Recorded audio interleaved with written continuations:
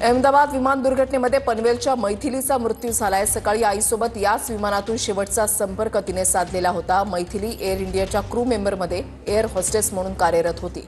मैथिलीच्या मृत्यूने पनवेलमधील न्हावा गावावर शोककळा पसरली आहे। पनवेल तालुक्यातील नावा गावातील मैथिली पाटील या एअर होस्टेस होत्या, त्या देखील या दुर्घटनेमध्ये त्यांचा देखील मृत्यू झालेला आहे। मी सध्या पनवेलमधील नावा या गावात आपण पाहू शकतो की याच गावात मैथिली पाटील त्या राहत होत्या। त्यांचं वय अवघं 23 वर्ष होतं आणि या 23 वर्षाच्या कालावधीमध्ये त्या एअर होस्टेस देखील झाला होता। मात्र काळाने जो घाला घातला आहे त्यामुळे मैथिली पाटील यांचा या अपघातात दुर्दैवी मृत्यू झालेला आहे। आपण पाहू शकतो की संपूर्ण गावात शोककुल वातावरण निर्माण झालेलं आहे व आपण पाहतोय की त्यांना एक भाऊ व तसंच एक बहीण असे तिघं होते व त्यांचे सध्या परिवार आहे ते सध्या अहमदाबादमध्ये पोहोचलेलं आहे। त्यामध्ये त्यांचा आई असतील किंवा मामे भाऊ असतील ते देखील या घटनेची चौकशी करत आहे।